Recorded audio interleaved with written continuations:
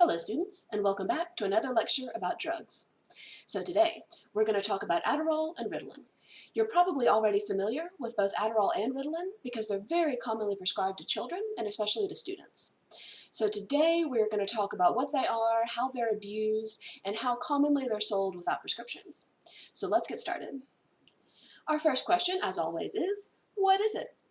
And both Adderall and Ritalin are central nervous system stimulants. So what that means is that when you take them, your whole central nervous system lights up. What it really means is that when you take them, your brain goes faster.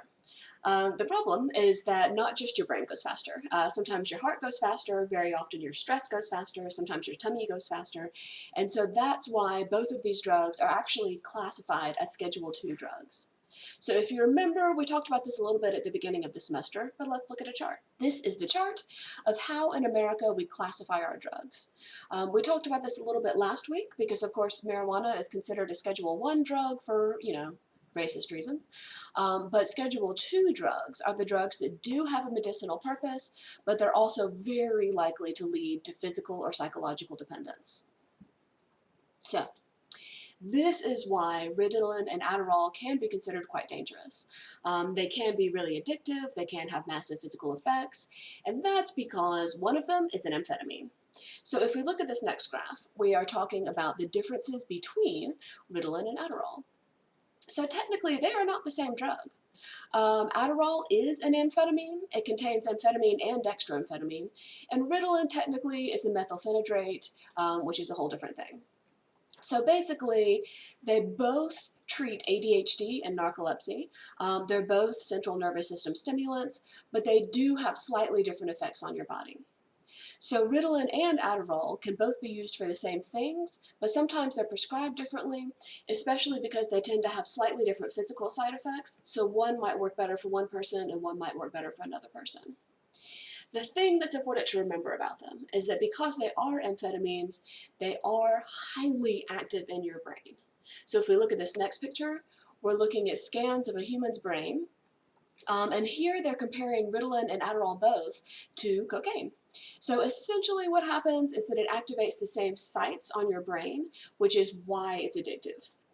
So as I've said before, humans love dopamine, and Ritalin and Adderall both cause massive upticks in dopamine in your brain. Our next question, of course, is, what is it used for? And the answer with both of these drugs is to stimulate your brain. So originally, they were designed to treat narcolepsy, which is when you sort of fall asleep accidentally and all throughout the day. But most of the time these days, they're used to treat attention deficit disorder, which is these days we call it ADHD because we include the hyperactivity. Things change as we learn. So both of these drugs perform the same function, which is basically to make your brain go fast, to help you concentrate, to help you remember things, to help you stay awake. And that's why they're so popular among students. So if we look at this first graph, what we're seeing is why people are prescribed Adderall, but also why people who don't have a prescription take it.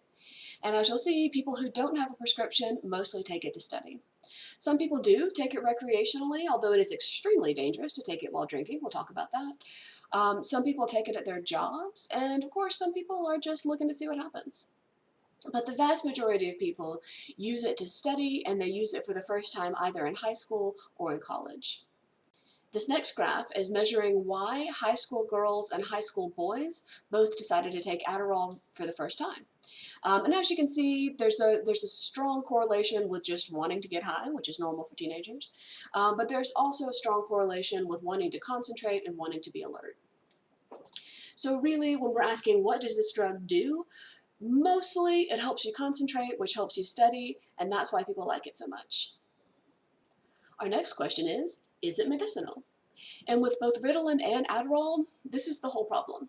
Because yes, it is medicinal. It's prescribed by doctors. It has a lot of positive medicinal side effects, but it is also really commonly abused, in part because we trust doctors.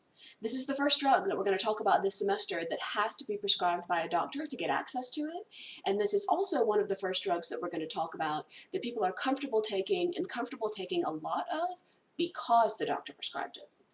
So are these drugs medicinal? Yes. If we look at this first graph, we can see a whole list of positive benefits that are known to come from taking these drugs. People who take them are more wakeful, they're less impulsive, sometimes it reduces depression, and it definitely improves your social skills in part because you are less impulsive and less depressed.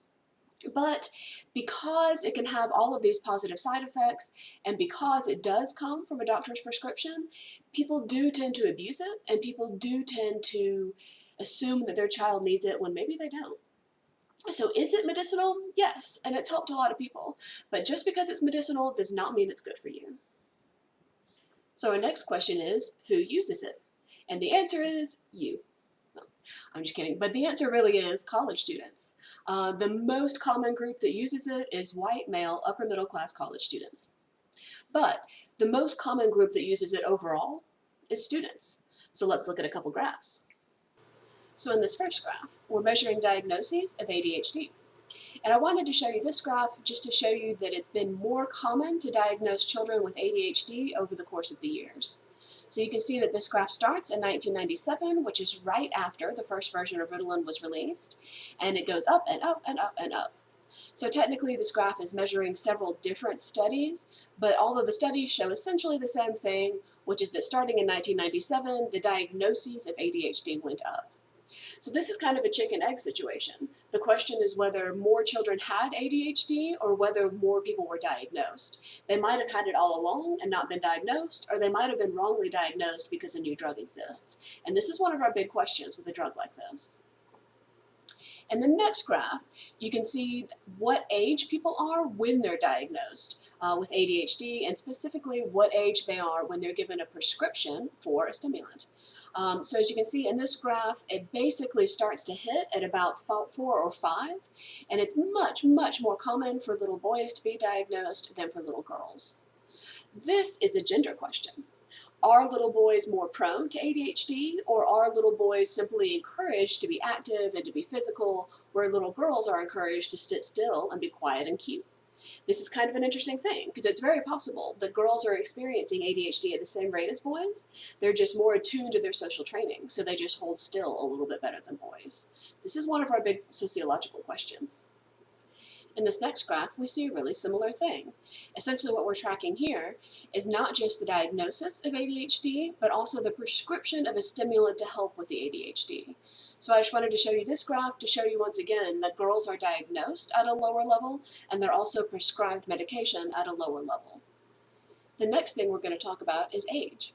Perhaps unsurprisingly, people tend to use Adderall and Ritalin differently at different ages. So this graph, we're measuring the difference between 8th graders, 10th graders, and 12th graders, but we're also measuring it longitudinally from 2009 to 2019. So here you can see that 8th graders are the least likely to use it, and 12th graders are the most likely, even though there is a lot of variation over the course of the years. Essentially what this probably means is that it's not that older people need the drug more, it's that older students have a different workload than younger students, so they're just more likely to want to use it in order to keep up with all of their homework and all of their tests. Speaking of which, college students are especially likely to use. This is a very similar thing to what we saw in regard to tobacco and alcohol and even marijuana, which is basically that people who are in college use drugs differently than people who aren't. This shouldn't surprise you, but basically Ritalin and Adderall are more popular with college students than they are with their non-college peers. In fact, according to this graph, perhaps as many as 1 in 4 of you are using Adderall. This is not surprising. A lot of people think it is dangerous. Perhaps they're suggesting 81% of people think it might be dangerous, but people are still using it, and they're mostly using it to study. As I'm sure you're familiar, there's a very intense workload in college. So for a lot of people, they get overwhelmed, or they put off their studying until the last moment. So what they end up doing is using drugs in order to help them stay up later and concentrate harder to catch up on all that studying. The problem, of course, with using all those drugs while you're in college is misusing them, which is to say taking too much. So in this next graph, we're measuring misuse of Adderall and Ritalin, both among college students and non-college students. As you can see, college students more likely to misuse it, but also among men and women. So one of the things that you'll see here is that college males are more likely to misuse, but interestingly, non-college females are more likely to misuse. And this could be because a lot of women who aren't in college have a lot of jobs, or they have babies, or they have both, and they might be using this drug in order to keep up with all of the things that they think they're supposed to be able to do. Finally, we have some interesting data that suggests that people might be misusing it a little bit less. There's actually been a decrease, especially in middle schoolers and high schoolers, in regard to how often they're using and how often they're overdosing. So that's positive news. The next thing we're going to measure is geographic location. So this graph is actually kind of interesting. This is a map where they measured how often college students tweet about Adderall. So they're not necessarily measuring use, they're probably measuring people who want to buy. So essentially what we're seeing is that it's very common in colleges in the Northeast and in the Southeast, and it's a little bit less common in colleges in the West, which I think is interesting. This graph, however, is especially interesting. So here we're measuring two different things. On the left, we're measuring the prevalence of ADHD diagnoses among school-age students. And on the right, we're measuring the prevalence of social mobility. So what that means is the likelihood that you will move between social classes, that you, over the course of your lifetime, will become richer, or over the course of your lifetime that you'll become poorer. So in this graph specifically, we're looking at whether you will move up or down, and what you'll see here is that the darker red suggests that you will move downwards, and the lighter yellow suggests that you will move upwards. So if we look at this graph on the left first, what we see is that ADHD diagnoses are much more common in the Southeast and then up here a little bit in the Midwest than they are almost anywhere else. However, similarly, we'll notice that social mobility is the most limited over here in the Southeast and a little bit in the Midwest than almost anywhere else. So what this suggests is that ADHD diagnoses are the most common among the people who are actually the most poor and the least likely to move up in social class. So there's definitely something going on here. Why are we diagnosing all of the students who are already struggling? And this is one of our other major sociological questions about both Adderall and Ritalin.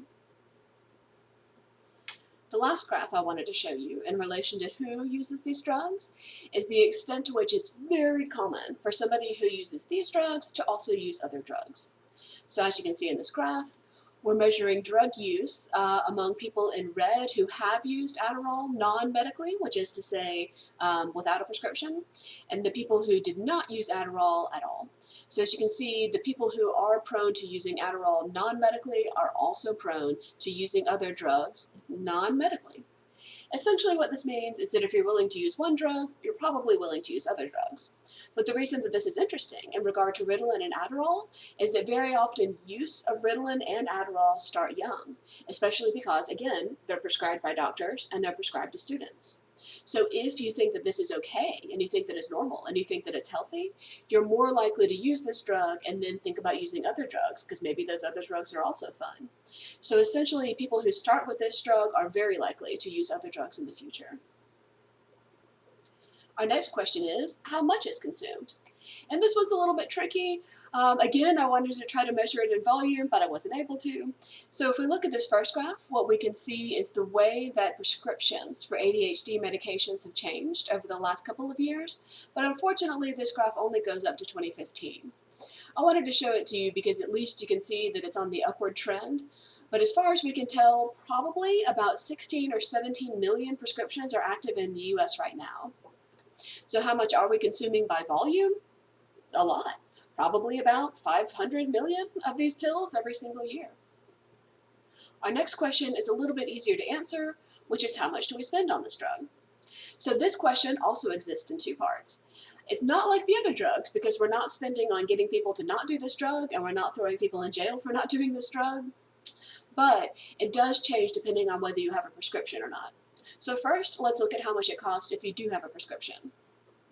This is a picture that I pulled from wholesale prices from goodrx.com.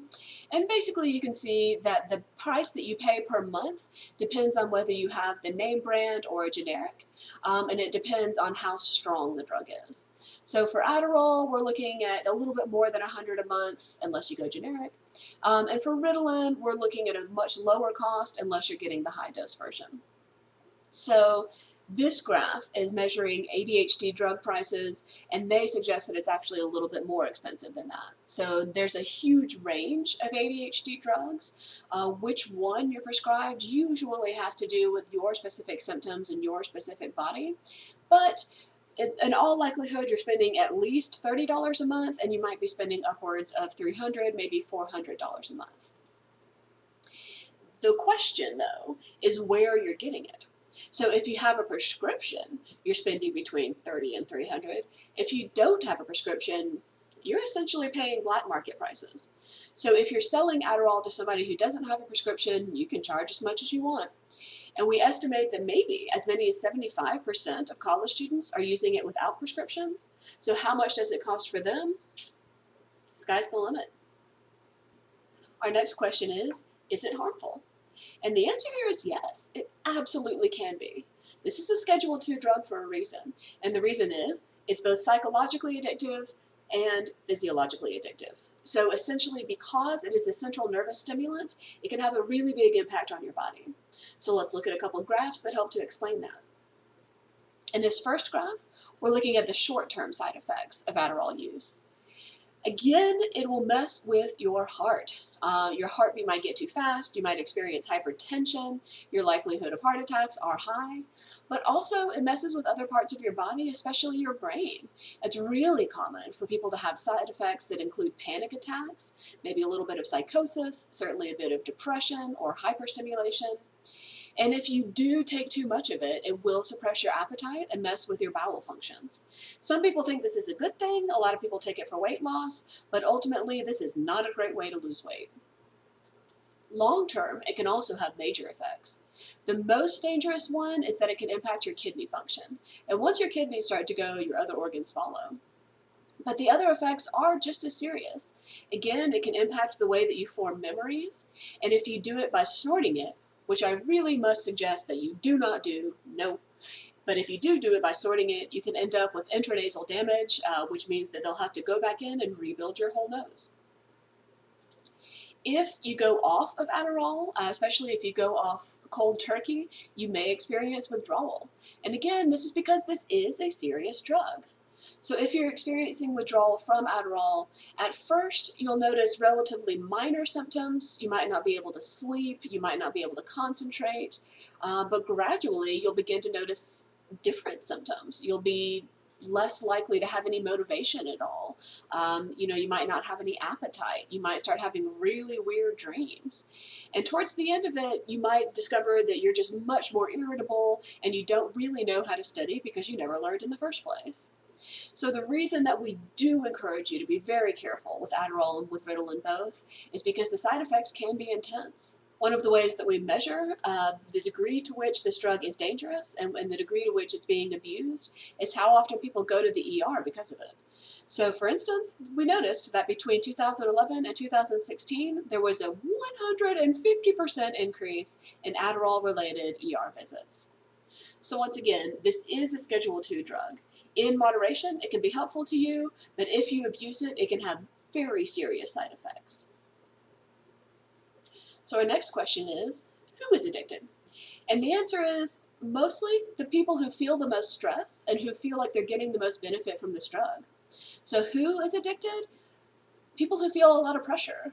College students, athletes, basically anybody who thinks that the side effects of the drug are more positive than the negative side effects of the drug. So in these two pictures, I thought you might feel a little bit of kinship with this guy here on the left, who feels like he's only gotten through college by merit of abusing Adderall.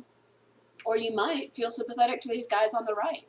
These are both Olympic sprinters who recently got popped for using Adderall or Ritalin because it helps them to go faster, essentially, because once again, it is a central nervous stimulant. So who is addicted? Again, mostly the people who were using it in the first place. White college males. There's a high incidence of lacrosse players being addicted.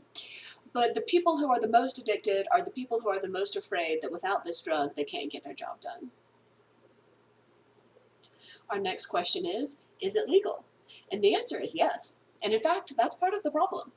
This drug is legal, it comes from doctors, it's known to treat a real issue, and so part of the problem with this drug is that it's very legal and it's considered very safe, even though often it isn't. So is it legal? Yes, but you do need a prescription because it is a Schedule II drug. So if you're caught with this drug and you don't have a prescription, that can be a legal problem. But if you're caught with this drug and you do have a prescription, you're okay. Our final question, and of course my favorite question, is it socially acceptable? And the answer here again is yes. There are two things to consider here though. And the first is it socially acceptable for children? And this is where people get a little bit iffy.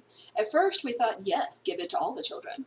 If you look at these cartoons, I like the one on the left the most where they say meth, but for children. It is an amphetamine, although not a methamphetamine. We'll talk about that when we talk about methamphetamines. But it's kind of interesting that we assume that this drug is safe for children and that all the children should be on it, because we spend so much time telling children not to be on other drugs. The other part of the question is whether it's socially acceptable for college students. And the answer there is also yes. Almost 80% of people who go to college report having been offered Ritalin at some point. So is it socially acceptable? Yes, and it's very common for college students. I found a couple more memes that I liked a lot. In this one, this guy actually refers to it as study meth. And of course on the right, we see the difference between how you look and how you feel. So are these two drugs socially acceptable? Yes. But again, because they do have the potential for misuse and because they do have the potential for very serious side effects, I do have to recommend that you use them in moderation. Okay, that concludes our lecture on Ritalin and Adderall. This is the last drug that we'll talk about that I'm okay with you using, but again, please use it safely. I'll see you next time when we start to talk about very serious drugs.